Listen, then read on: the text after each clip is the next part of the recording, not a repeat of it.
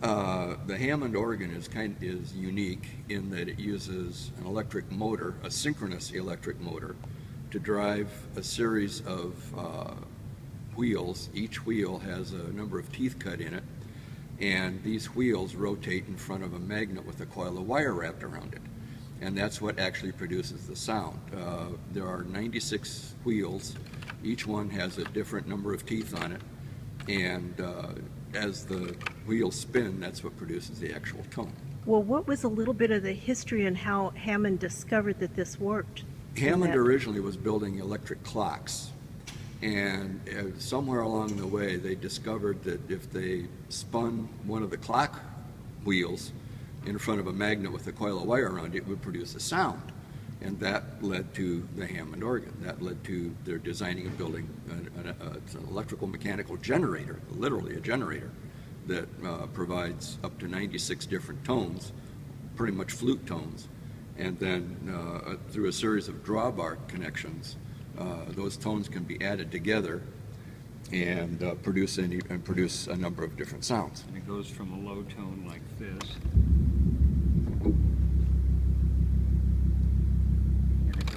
To the higher frequencies. I'm sorry. Let's do it down here. All right.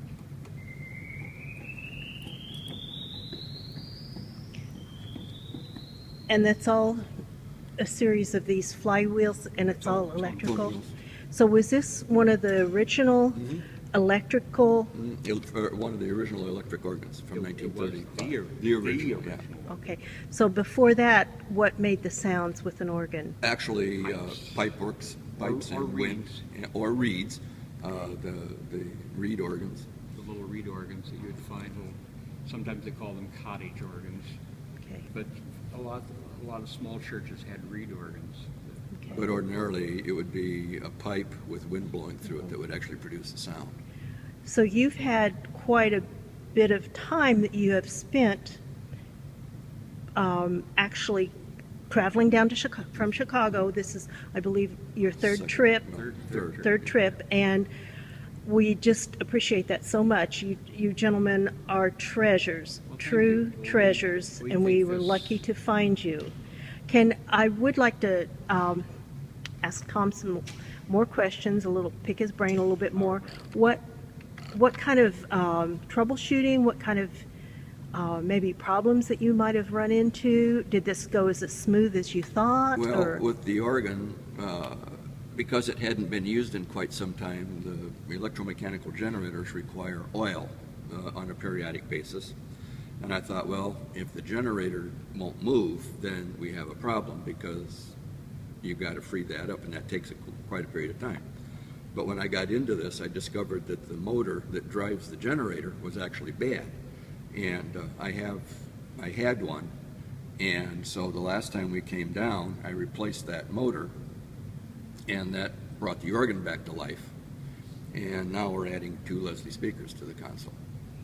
Well, tell us about the Leslie speakers, and are they better or equal, or how do they compare to the original speakers that were in this auditorium? They're quite a bit better. They're considerably more powerful. They provide a louder sound. But the Don Leslie started with Leslie speakers back in the early or late 40s, right after the Second World War. And what he did was he built a speaker system that has a rotating horn for the top speaker and a rotating baffle for the bottom speaker. And the end result is it creates the wah, wah, wah, wah, wah sound that you hear through the Leslie. Can we? Yep.